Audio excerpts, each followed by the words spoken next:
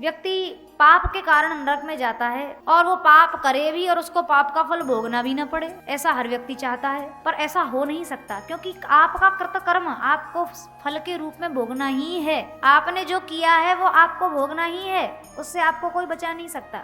संसार में कितने ही लोग विकर्म करते हैं, जो नहीं करना चाहिए वो करते हैं। कई बार तो हम जानबूझ के करते हैं और कई बार अनजान में भी हो जाते हैं। ये विकर्म होते क्यों हैं? विकर्मों की इच्छा हमें विकर्म कराती है।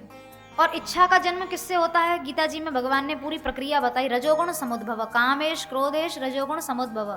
पाप होता है कामना के कारण, कामना पैदा होती है रजोगुण से, रजोगुण पैदा होता अविद्या से। जड़ में सुधार होना चाहिए समस्या की। पाप नाश के बहुत से उपाय हैं, पर एक बात ध्यान रखिए, वे सारे उपाय आपके पापों को नष्ट कर सकते हैं, पर आपके पाप करने की प्रवृत्ति को नहीं नष्ट कर सकते। और जब तक पाप करने की प्रवृत्ति बनी रहेगी ना, तब तक प्रायश्चित कर्म लाभ नहीं करेंगे। हमारे हृदय से पाप करने की प्रवृत्ति ही दूर हो जाए, इसके लिए क्या करना चाहिए? वासना का नाश केचित केवलया भक्त्या, केवल भगवान की भक्ति कर सकती है। पाप की प्रवृत्ति का नाश केवल भगवान की भक्ति कर सकती है। आप देखिए ना, रत्नाकर कितना बड़ा दस्यु था, डाकू नहीं था क्या?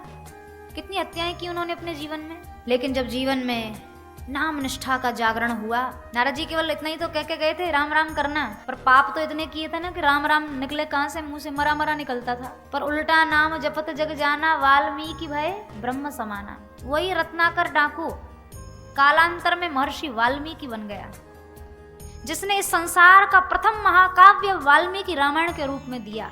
इस संसार में सबसे पहला काव्य यदि कोई है ना, वो वाल्मीकि रामायण है।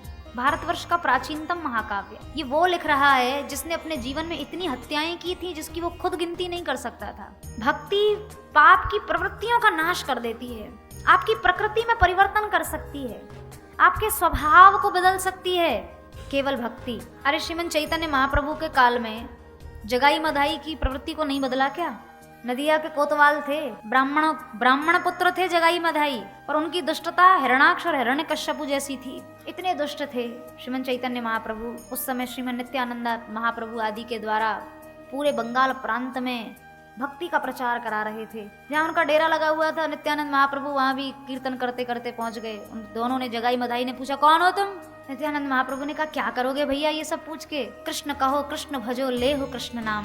केवल कृष्ण कृष्ण कहो, ये सब क्या परिचय से, हमारे परिचय से तुम्हें क्या मिलेगा? अच्छा बताता नहीं है। इतने में तो मधाई ने गुस्से में आके और एक मटके का टुकड़ा लेके जोर से मारा। नित्यानंद महाप्रभु का मस्तक फट गया, खून की धारा बह गई। लोगों ने श्रीमन चैतन्य महाप्रभु से शिकायत की, आपके प्रचारकों का इस तरह से अपमान कर रहे हैं दुष्ट लोग। और नित्यानंद महाप्रभु के साथ ऐसा व्यवहार हुआ है, ये जान के महाप्रभु जी को क्रोधावेश आ गया। सुदर्शन चक्र का स्मरण किया, आकाश में चक्र घूमने लगा। तत्काल नित्यानंद महाप्रभु को पता चला, दौड़ के महाप्रभु जी के चरण पकड़ लिए। भगवान आपने तो कहा था मेरा ये अवतार पापियों को मारने के लिए नहीं, पाप की प्रवृत्ति को मारने के लिए हुआ है। पापियों को मारने के लिए मैं नहीं आया हूँ, आप पाप की प्रवृत्ति को मारने के लिए आए हैं। फिर आप ये चक्र का स्मरण किसके लिए कर रहे हैं? जगाई मधाई को मारने के लिए। आप इनको तो मार देंगे, पर जगाई मधाई जैसी पाप की प्रवृत्तियां संसार में और भी अनेक लोगों में हैं, वो प्रवृत्तियां तो नहीं मरेंगी जगाई मधाई के मरने से।